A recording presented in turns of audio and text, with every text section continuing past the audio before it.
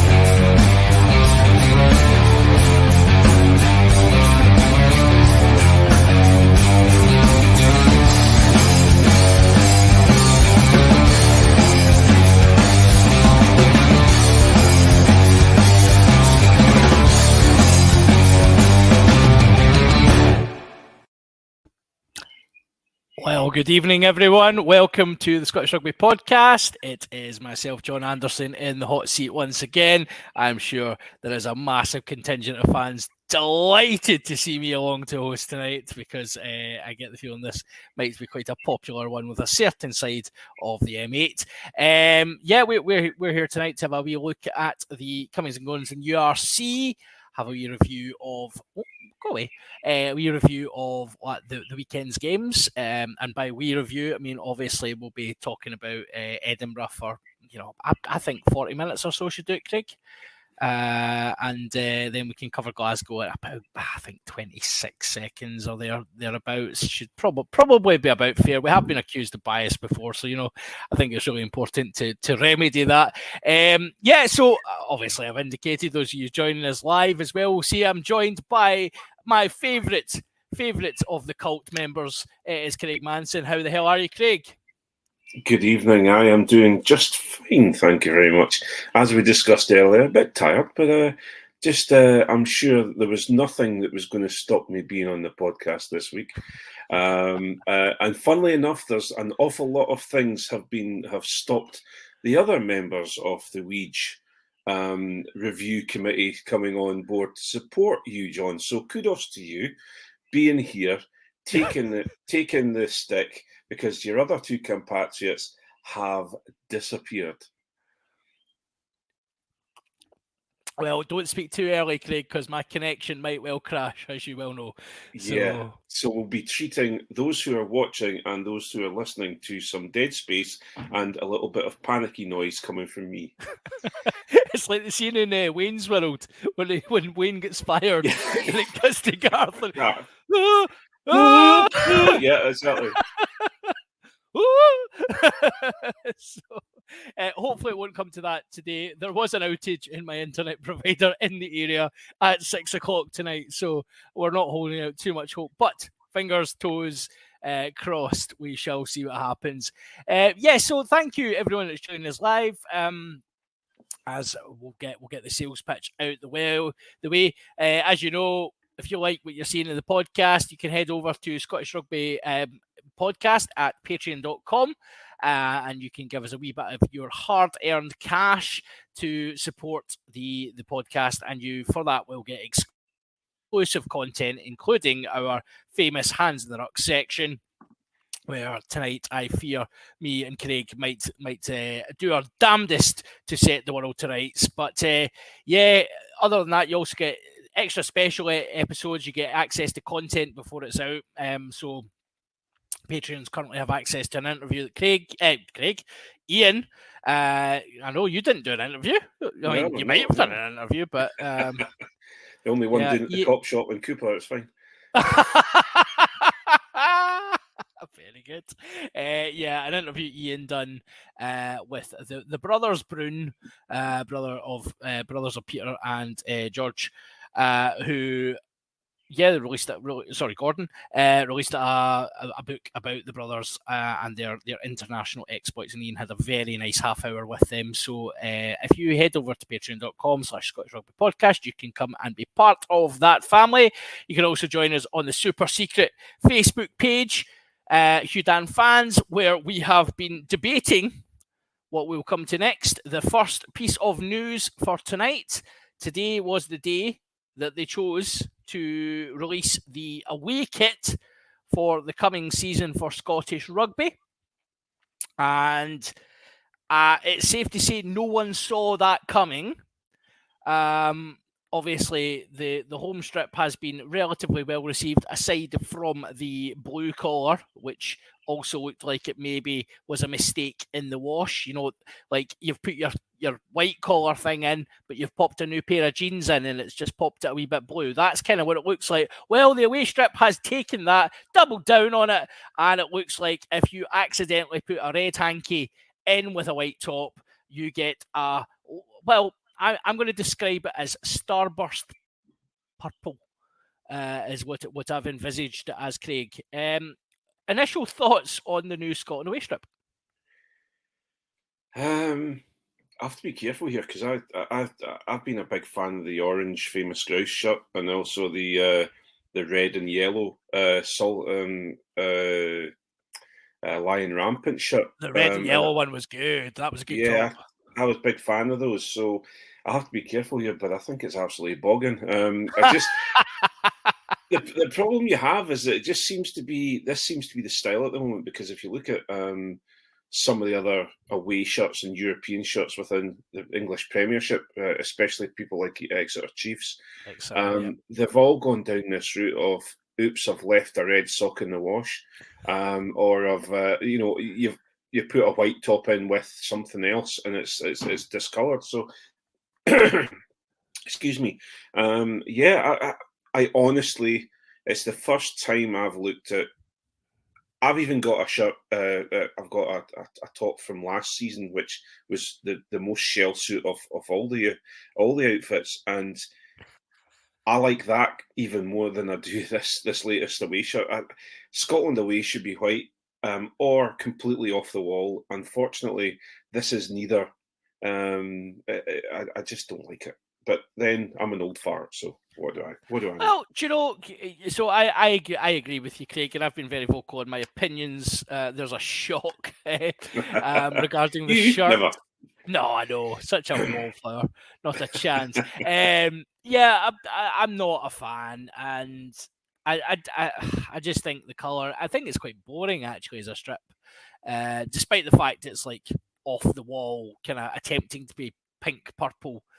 Like, if you're going to be pink or purple, be one of them. Don't just be a kind of pale pastel mistake, you know?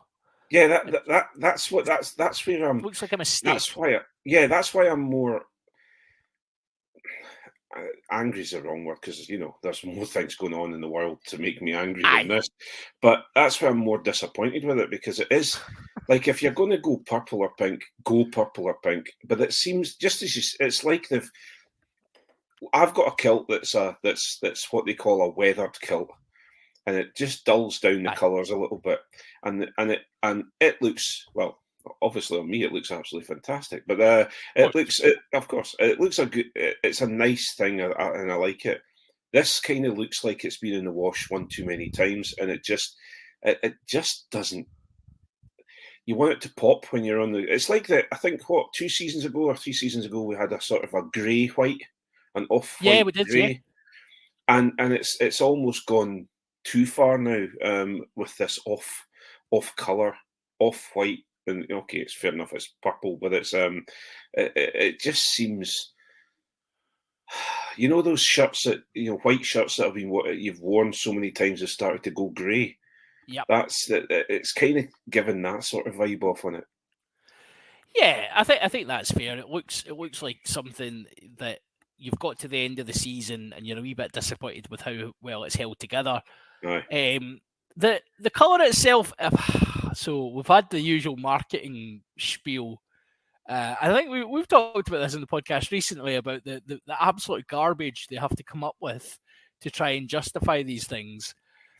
So it is for the thistle is the tagline they're using, and they're suggesting that the colour is inspired by the thistle and the heather of Scotland, and that's they've got an embroidered piece of kind of artwork within the strip as well.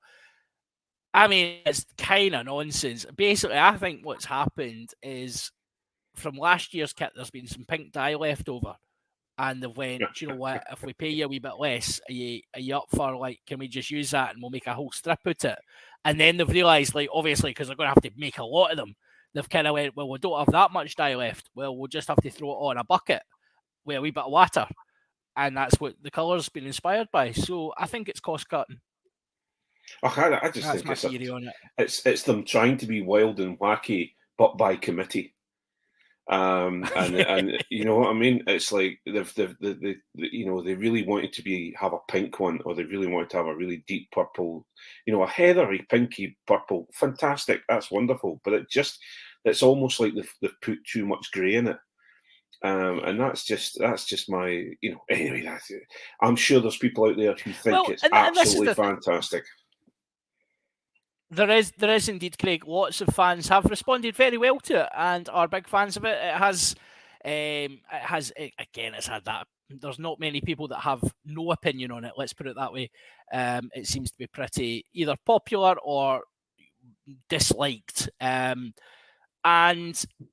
obviously, I think we'll probably come to this in Hands in the Ruck, but it has obviously sparked some of. Honestly, we could play Scottish rugby fan bingo when a strip's released, couldn't we? But we'll come back to some of the classics. I mean, it's like Aerosmith touring their greatest hits album. When a new strip comes out for Scottish rugby, we will get Love in an Elevator. We're going to get Dude Looks Like a Lady. There's going to be some absolute classics coming in Hands in the Ruck, because the Scotland rugby fans have not disappointed.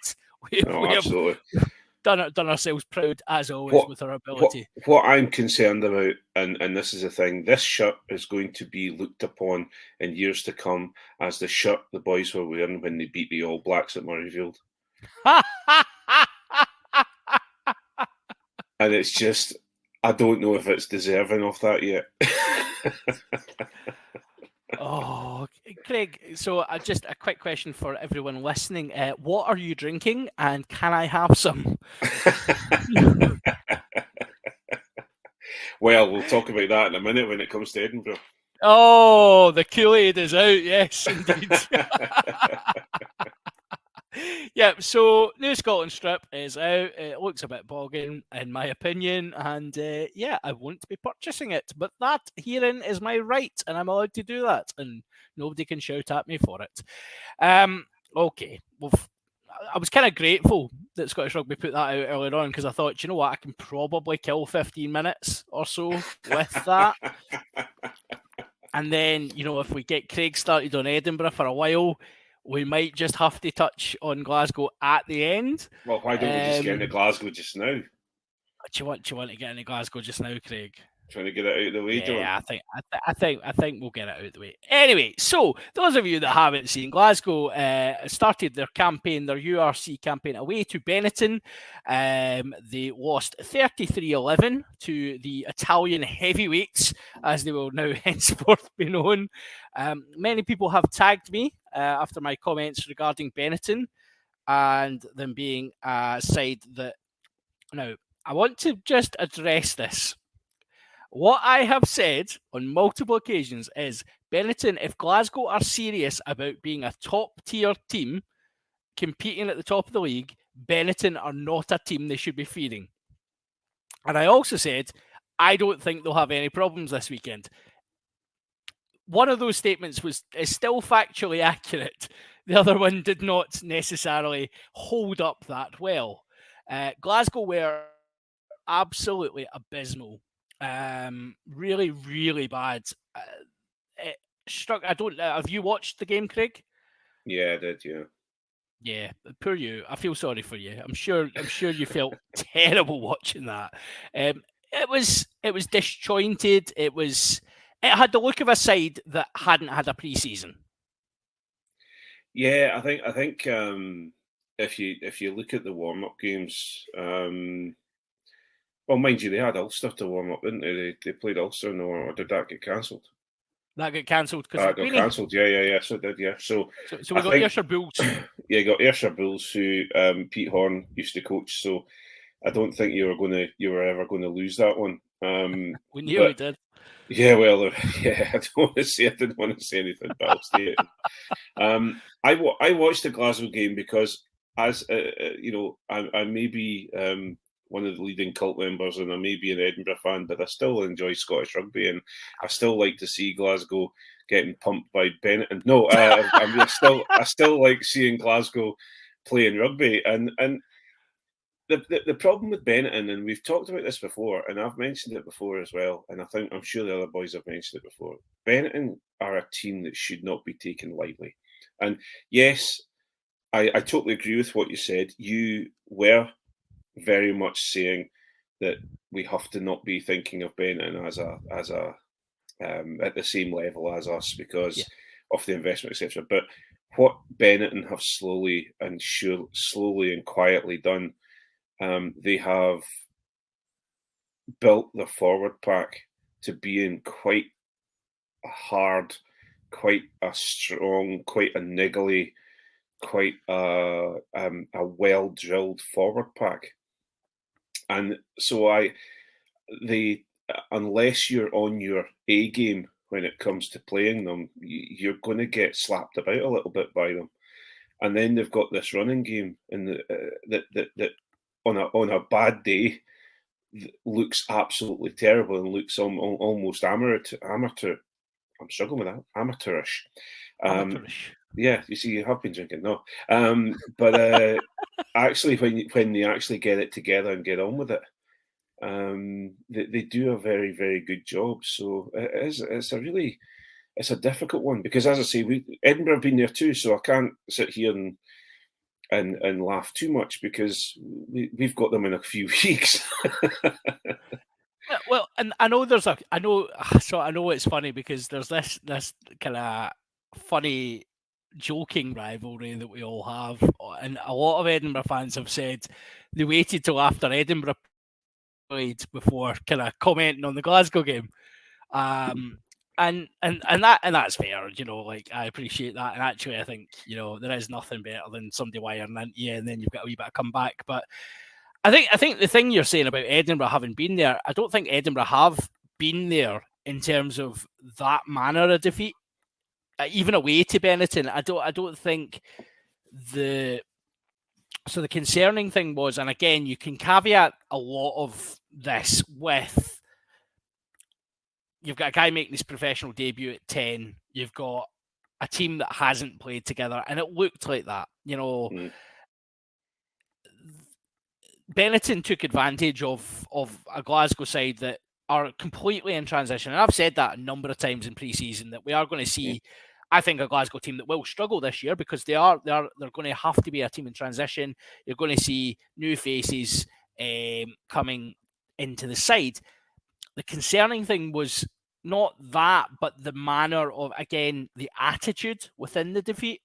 And there's been a couple of examples picked out online of players kind of walking back into defence and kind of ambling up in line speed and things like that. Things that you take for given as a kind of professional outfit. You kind of expect that those things, if you're playing at our level, Craig, you would still be annoyed at your teammate if they're getting off their feet from a tackle and they're wandering back. But you'll not be quite as, they're probably not quite as punishable to the extent that a professional player would be. Yeah, and I think it's almost, and dare I say this, it's almost getting to the point of Glasgow are reminding me of Edinburgh pre-Cockerell. Yeah, I agree. And the problem I have. Now, I'm not a huge fan, unless it's Henry Purgos, I'm not a huge fan of singling out people, or Ryan Wilson. My God, yeah, okay, I do single out quite a lot of people, actually. No, but yeah, sure, mate. Yeah, well, okay, of course I've got to single out him, of course. Darcy Graham. Be Still. Be Still, My Beating Heart. Anyway, we'll talk about them later. The issue. Christine. Yeah. Anyway, what I would say is, I think you've got to give we've heard the usual hot takes already of people saying Stain was the wrong person and this, that, and the other. It's like, give them a break. They've never absolutely. There's no chance you can give him any. You've got to give him time. He's not had a chance to be really with the team for a long time. He's not even had as much time as Mike Blair had last season coming into Edinburgh. So, you've got to give him some time. I think also, the young lad at 10 did an okay job. He looked kind of outclassed, yes, but it's a big job, and you've got as we talked about before, Stain is one of those people who will take a chance on someone young and bring them in. But what I was going to say earlier on was, I'm more disappointed that Sione Tuipulotu just looked lost. He looked so clueless, didn't he? Clueless. And this is someone who has been, the only person that really looked like he had his game head on was the past at Aussie, who's going to try and break into the Scotland team. Well, so Scotland's future number 8, Craig, yeah. So there has been from Australia. He played incredibly well, and the problem you have is that you can't just turn around and expect in this professional age one person to drag the team along. I know it's happened before. In many, I'm not talking about Glasgow, but I'm talking about Edinburgh. We're very guilty of it for many, many years, but nowadays you just can't have that. No, you need the vast majority. And I agree with you. Tuipulotu in particular stood out as being rank rotten. I think from a selection perspective as well, it was interesting. Manjesi at 6, he had a pretty rotten game as well. And actually, a lot of people commented, that was the first time he'd started 6 in 6 years or something ridiculous. And all that did was it kind of, in engineering and things you talk about, kind of compound errors where you make an error with measurement, which then gets multiplied throughout. And for me, that was an example of that, because what you're doing there is you're picking him at 6. So therefore, you're kind of limited by selection. So you've then got Richie Gray and Lewis Bean and or Dupree, with Scott Cummings on the bench, having returned from Scotland duty. So obviously we know the Scotland guys have mostly had their game time managed in this first week, right? So you're talking Bean and Gray, who I don't think we've ever picked a slower second row in the history of second rows. It was like watching, it was like going outside and staring at a floodlight, and that floodlight is fixed and is not moving. And that's what they were. They were absolutely, completely outclassed. Richie Gray is, and there's the example, I think it was one of the Benetton tries where they go out, I think it might be the last try actually, and they go outside Richie Gray, and he makes an absolute, it's like, it reminded me a little bit of, when you're playing with the kids in the back garden and you're playing a bit of rugby or something, and as an adult, you're not allowed to smash them and, deck them, and you kind of make a fake attempt at a tackle. It kind of reminded me of that, but then he repeated it again when he actually had the man there to hit. Yeah. And could have probably made, they would have scored the try anyway, probably have to play another phase, but there's no desire there. And it looked to me like someone who didn't want to get low to make a tackle because his back's a bit sore, and he doesn't want to miss a few games this year because, obviously that'll impact him. So it was concerning. And then the other thing with Manjesi meant that Matt Fagerson moved to 7, where, Franco Smith talked a lot before the game about numbers not being important, but Fagerson had, for me, a poor game. One of the first poor games I've seen in a long time from Fagerson.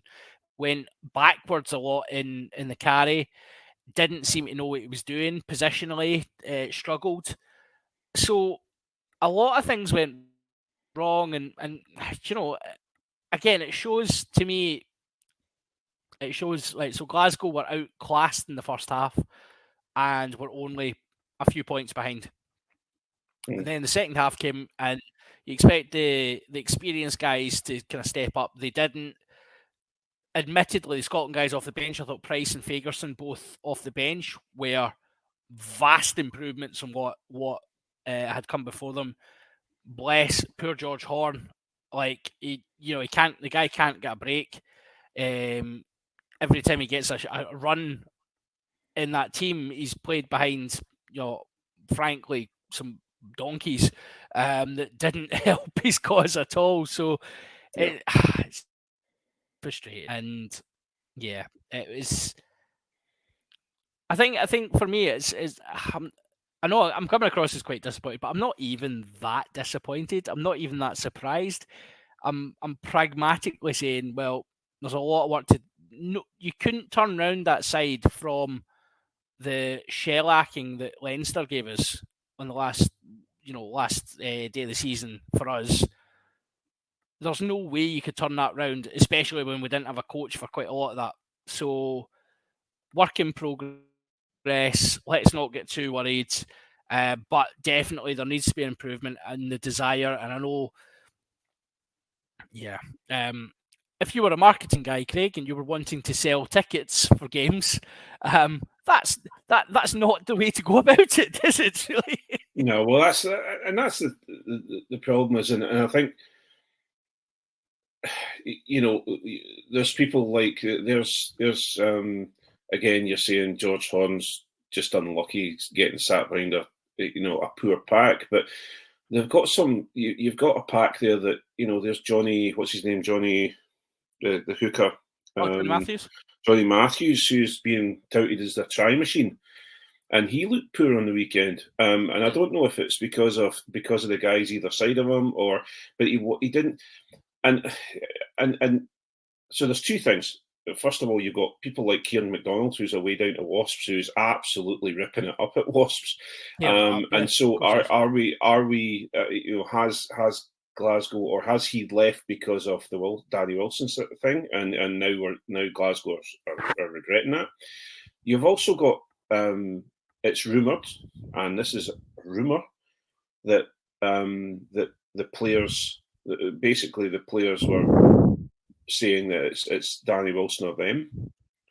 I think that's come out in the press actually. Yeah, that was mentioned. So yeah. And the problem you have is that when you do something like that, it's now you've got a new coach, you better bloody perform. And that's the issue, is that they don't look like they're ready to perform for staying. So sorry, am I saying his name wrong? I don't know. But anyway, you're saying Stain. He's the captain, mate. Smith. Sorry, Smith. That's it. Sorry, my apologies. Close enough. So, and one thing, and the last thing also, because he's not here and he can't defend himself. One thing that Mr. McGinty has proven is that he can't captain from the wing. And I think that might have a slight issue as well there. But anyway, as I say, I'm not going to pile on, because I think all the Glasgow fans are hurting just as much as we used to hurt in Edinburgh, and I think it's going to take a bit of time. I don't see it turning around in a season. I don't see it turning around in a few games. I think it's going to be one of those seasons. But I think you've got the right guy. I do believe you've got the right guy. I think it's just going to take some time. But that's the thing. I think a lot of fans actually I've been quite surprised in some aspects. There's been the occasional, well, it wasn't Wilson's fault then, was it? And I have to challenge that, because ultimately, right? Yeah, so you're seeing the hangover of performances from his reign, but you look at the progression of Glasgow over the period, and obviously coaches are judged on. Every coach who's come into a post last minute, or in a situation where they can't necessarily put their stamp on a team, has always said, give me a signing window, give me time make this my team, and then you can judge me. And for me, Wilson had that. He had that last season. He had probably, for in a lot of ways, probably the best roster of players Glasgow have had. Obviously missing a few superstars, but one of the best rosters Glasgow have had in many a year. And he made an absolute pig's ear of it. And it was the lack of game plan. So I think, you're absolutely right. I think they've got the right man. In terms of long-term future for Glasgow Rugby, I think Franco Smith will be really good, and I really expect and I hope that he's given time to actually bring through the youth players and give people the exposure to professional rugby. And again, obviously, our fly half has had a pasting from the weekend, but you know what? We've all been there. You learn from that, and there's, it's hard to be. In an ideal world, that doesn't happen. You get exposed to that. Even the great Dan Carter didn't start playing at 10 at Crusaders. He played at 12 and was kind of chaperoned through a few games and was allowed to kind of find his feet in a time. You tend not to throw young players in and go, do you know what? You're now the key decision maker in the side. On you go. By the way, that guy's name is such and such. And have you ever met Stafford? Probably not. It's fine, So I'm not too downhearted. It was pretty nasty watching, and I'll be honest, I haven't watched it back because I didn't enjoy it first time round, and I don't think I have the constitution to watch it again, to be honest. But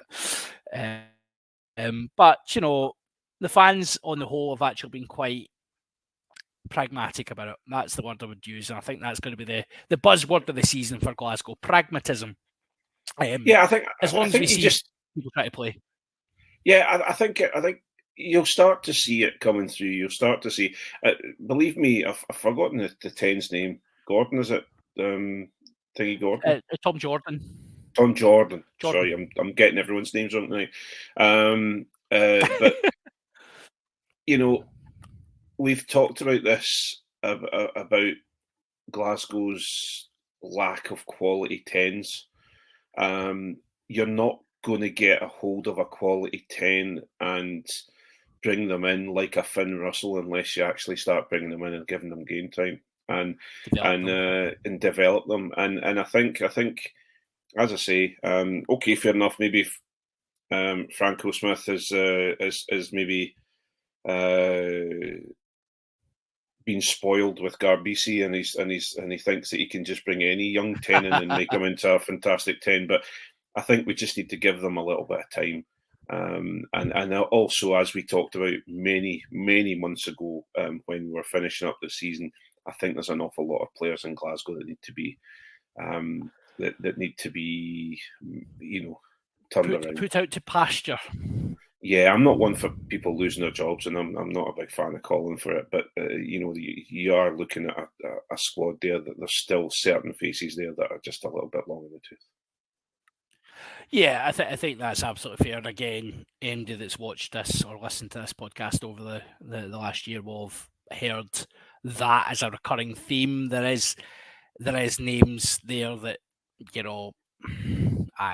are they adding value anymore? And that's the unfortunate thing. Again, we're not advocating people lose their jobs or what have you, but it is professional sport. It is, people need to be generating value, and we're not talking about players who are early in their career looking for not performing at their best because they've not quite got the experience of it. Just looks like people whose races run, and that's the nature of professional sport. You reach a point, father time waits for no one, as they famously say, and sadly players do reach a point where no longer is the value what they're generating the same as the value of the contract that they'll be on to be an experienced member of that team. So I think there is questions there. I think you'll probably find, I said that the summer was the time for the clear out, maybe with the transition of manager. that maybe, because obviously Danny needed to be sideways moved and possibly paid out a wee bit to be relieved of the Glasgow job. So who knows? We'll wait and see on that front. I wouldn't be surprised if we get quite a few retirements or leavers coming up for Glasgow. Yeah. I think there's a few people need to look at their options, whilst also then saying that there's someone who shouldn't have been let go last year, who would have been driving standards in that Glasgow team this weekend, who wasn't there. But Big Bad Bob, sadly, is not with Glasgow anymore, and I think a lot of fans kind of saw what was missing there actually, and saw maybe some of the stuff he drove within the team. But we shall see. Glasgow are a work in progress, but it's difficult when Glasgow are a work in progress to then have the new greatest team in the world trademark sitting on the other end of the M8. So a comprehensive victory for the Iron Brew Select Edinburgh. 44-6 versus the Dragons, which has prompted all manner of magnificent calls about just how much Edinburgh are the new Leinster of the league, actually. From admittedly some fairly dodgy publications, but yeah, I mean, job done, and you would have been happy because it wasn't all happy clappy actually to start with. Edinburgh were fairly slow out the blocks, Craig. Yeah, and I think there's two things we have to remember here. Edinburgh started with a fairly young or inexperienced side at the major points within the team. As in, your number 8, it's not a young, inexperienced person at number 8, but you've got someone coming back from long-term injury. Captain is coming back from long-term injury. You've then got a 10 who's young and developing. So it two props. Okay, Bohan is an older prop, but you've got a younger prop there who's coming through the ranks and being kind of having to deal with being in the same team as Pierre Schumann and people like that who perform incredibly well. But then you had an absolute world-class bench. So, we were going to accelerate on absolutely when they brought people off the bench, you were going to see a big difference coming out in the park and a difference in score.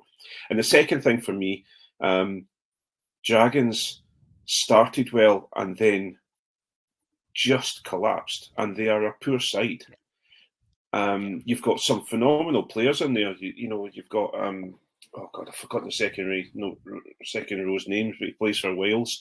Who used to play for Wasps? He was playing. You've got Moriarty was there. You've got some absolute class players there. So I don't. They just couldn't. They ended up tilting slightly when they started getting beat. They started tilting towards being. I can't say it on here until we go into Patreon, but they were just. They started being really quite horrible and started putting cheap shots. Yeah, there was a lot of thuggery going on just because they were getting beat. So it was difficult. It's a weird game. Don't get me wrong. Damn Health was fantastic. The fans were back, and it was really enjoyable. And we can talk about some really. And I guess this is why the fans are getting a little bit excited. But you're seeing some phenomenal performances. Yeah. And then there's a couple of performances that were kind of dodgy. So we have to think about these things. I think it was telling actually. So I read the post-match interview with Dean Ryan, formerly of various parishes over the years. But Dean Ryan, he tends not to be a man who minces his words terribly. And I think I've got the quote here. So he said it wasn't good enough. From where we were in pre-season, we looked nervous in the first 20 minutes. Now, the first 20 minutes was when they were at their best. If we're going to improve and get better, we're going to have some honest conversations. And then the bit that really got me, we're supposed to have talent in our side. I don't see the work rate at the moment or the desire to be in the right positions. Yeah. Again, that for a professional rugby team is absolutely criminal. You know, if you do that at West 4, that's not acceptable. I'm not going to take the mick out of Edinburgh getting excited. Edinburgh have got every reason to be excited about the season to come. I think they've got momentum on their sides. They've got great players who are delivering great performances, and more to come as well. You've got guys to come back into that team that will simply improve it as well. Yeah. I would caution again, it is only the Dragons, and they were pretty desperate. But it was telling, Edinburgh were a side that I think the thing that stood out for me was, as I said, it didn't all go their way to start with, and there wasn't necessarily the fluidity or the confidence that has been a hallmark of Mike Blair's Edinburgh. But they didn't worry. They didn't panic. They just kind of kept plugging away, and then they made the breakthrough, and all of a sudden it was hunky-dory. You never thought Edinburgh were going to lose that game, put it that way. Yeah, I think that's one thing. Standing at the side of the pitch, you're watching the game, and you're realising that we've got this. We're okay. Look at the bench that's going to come on. Don't worry about it. We can blood these players that are needing the blood, and when we can give those players that are needing to get some game time. They can get them playing. They'll have some concerns. Obviously, Bill Mata was absolutely targeted, and every time he took the ball and went into contact, he was absolutely smashed. And so there was lots of massive contacts for him. So people are going to target him because he is who he is, but also we may be losing a little bit of our bulk, and so it concerns me for the two next games in South Africa. The other thing I'm concerned about is that and this is no disrespect to Mark Bennett, because Mark Bennett is and has been a phenomenal player for Edinburgh. He just couldn't do anything. He couldn't do anything right on the night. He was everything that he tried to do. He struggled. He either dropped or he got, and then his kicking was awful. They had him kicking all the goals, and he missed. I think he got 2 out of. Well, we would have been over 50 points if he'd hit all these goals. So why have we got Mark Bennett kicking? Why are we so invested in Boffelli that we don't need anyone else? Well, of course we do, because he's away at the moment, So there's little bits and pieces. Also, the way the subs worked out during the game, and this is me being negative. I'll go into the positives in a minute, but the way that the subs worked out during the game, we ended up with Chris Dean in the forwards, and he was on the flank for the last 15 minutes of the game or 10 minutes of the game. So don't get me wrong, Dino. Dino was shouted well and truly around the whole of the park, and he did okay. But it's not very often that you hear hand going off as Bill Mata, and he's being replaced by Henry Pyrgos. So and the problem you've got with that is, again, back to what I've said previously. That's fine when it's the Dragons and you're a good few points up, and you can get away with that, right? Like, in Glasgow in years gone by, I've made some ridiculous decisions against teams that I'm not going to say are beneath us, but teams that we are better than, teams that Edinburgh are better than. Like, Edinburgh are miles ahead of the Dragons. Yeah. And especially at home, right? Yeah. Try that against the Stormers. Try that against, if that situation arises in a massive game you don't want to get caught out there. And again, I know that the coaches are clever enough that they'll have those contingencies in place, and you wouldn't expect that to be the case. But it's just I just don't get the risk of that. Actually, I don't understand why it ends up so. It was weird because, well, yeah, the other sorry, I cut you off there, mate. Oh, you're okay. There you go.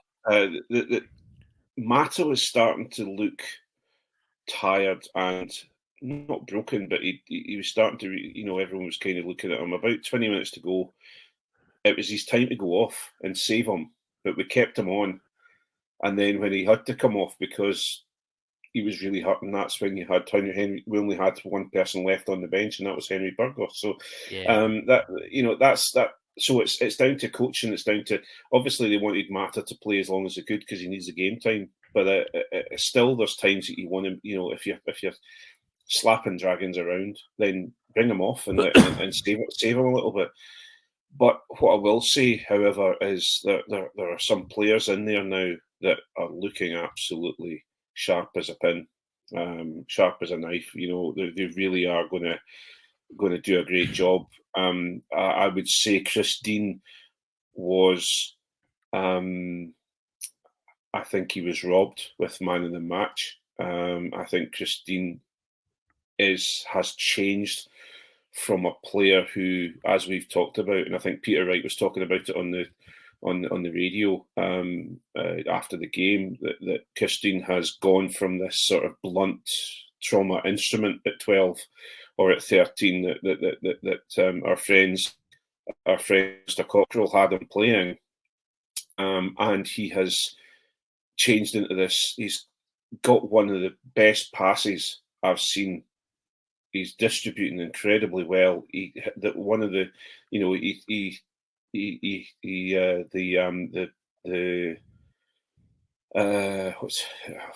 Glenn Young try was started by Christine with a beautiful pass out to the wing. So he did a very, very good job.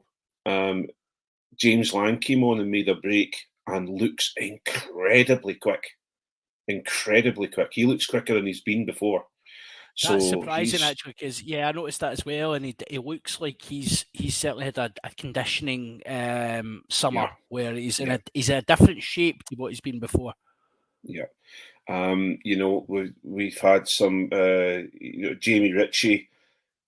Back to Jamie Ritchie, he was everywhere, and he my wife commented, she said, I just sat and watched Jamie Ritchie, not because of the obvious things, but because he was just there doing what he needed to do, and he was you're talking about a captain leading from the front. He's definitely doing that. But then I have to go back, and obviously Blair Kinghorn came on and I can't say more than what I've already said about him, but he did exactly what we talk about him doing. There was a gap opened up for him, and it was so visible, and he just right into it, took it, and away he went. Then and I think that was for the Christine try, and then he came on. He came on and got the ball, and we're in our 22. And he just come on and he put a kick in. Now, okay, you might turn around and some people say it was luck, but it was one of the best 50-22s I've seen for a long, long time. Yeah, absolutely. It was a very good one. So yeah, and then, but really the praise has to go to Darcy Graham as well, because we have got in Scotland, we now have a worldie. That he can be talked about in the same conversation as Colby. He can be talked about in the same conversation as he's a different player to Duhan. Elliot Daly, no chance. He's got nothing on Darcy Graham. There are players out there that he is absolutely and utterly phenomenal, and I'm quite over, quite taken by the whole thing of Darcy Graham. He is a worldie. I'm getting very close to saying there's nobody like him. And that he is performing incredibly well. I think he offers a point of difference in terms of his elusiveness, his strength, his ability to spot a gap. I absolutely love, and I've always loved Darcy Graham. I think he's a cracking player. He offers so much. I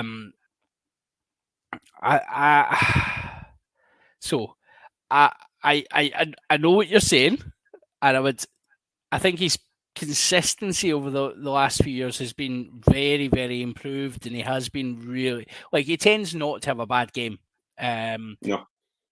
And he's been a standout for Scotland as well. And I think that all is leading to that idea that he is some sort of world-class player. I don't necessarily agree that running in a couple of very, very, very good tries, admittedly, against a Dragons team that were out on their feet and kind of had sold the jersey at that point. I don't think that's what gives him world-class status, but I don't disagree with you, because I think come the autumn, I think if he converts even a half of his form and his ability to the international stage again, against the All Blacks, against, I always talk about playing against the big teams, and the difference with Colby is Colby plays in the top 14, he plays against world-class players, plays against some absolute duffers as well. Let's not sugarcoat it. But then the difference is Colby plays against the British and Irish Lions in the final test, or he plays against England in a World Cup final and does what he can do. And I don't think for 1 minute that Darcy Graham couldn't do that. And given the opportunity, I think Darcy will continue to absolutely shine. And he's one of Scotland's best players. I just think it's just a wee bit shy of saying world class at the moment, but I know what you're saying, and I get it, and I think we're almost there. But don't take me the wrong way here. I'm not saying that Darcy Graham is world class on the back of a game against Dragons. For me, if you look at Darcy Graham, and every time there is, he gets the ball, whether it's in a Scotland shirt or it's in the Edinburgh shirt, you will find he will do something with it. Very rarely does Darcy Graham just take a ball and pass it on, or he will do something with it. And I have to say, and I will say, if you're from Glasgow, or you're from Racing, or you're from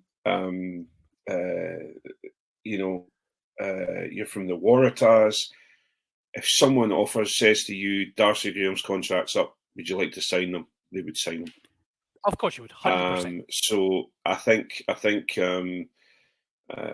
really do believe he's a world-class player, and I think he is. I think this will be his season. He will be elevated. So but just going back, as I say, and not to end it on a negative, but I will say our lineouts were absolutely shocking. They were. They weren't the best. No. Yeah, well, I tell you what. So how about we don't end it in a negative? How about we say your lineouts weren't great, but you didn't have the self-proclaimed best lineout operator of 2021-2022 in your team, and then make an absolute shanner of your lineouts. So, oh, there is that as well. Yeah, silver linings and all that.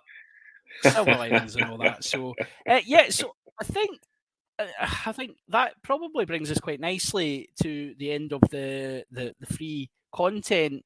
I think Glasgow and Edinburgh are definitely in different trajectories, and I think it's going to be an interesting season.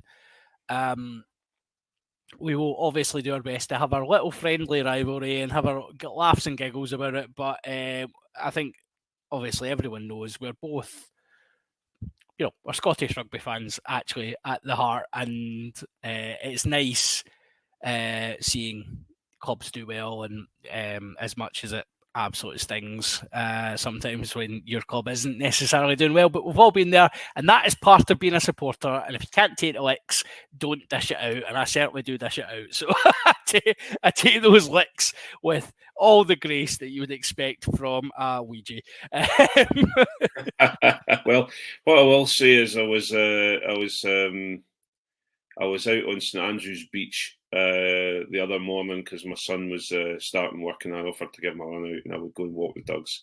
And I saw a beautiful double rainbow at 6:30 in the morning on St Andrews Beach, and I just thought about the Rainbow Cup, and I thought maybe it wasn't a Diddy Cup after all. There's lots of things I would say differently over the years. I've said lots of things on this podcast that I've had people repeat to me in person, and I would regret them. The Rainbow Cup is a bloody Mario Kart track. It's not a real cup. It's not a real cup. Anyway, right. So we'll turn off the stream now for our free view customers. Patreons, please stay where you are. We're looking forward to cutting loose a wee bit for this one. But I guess it is good night from one humbled Glasgow fan, myself, and good night from Craig, a very smug Edinburgh fan. Good night, all.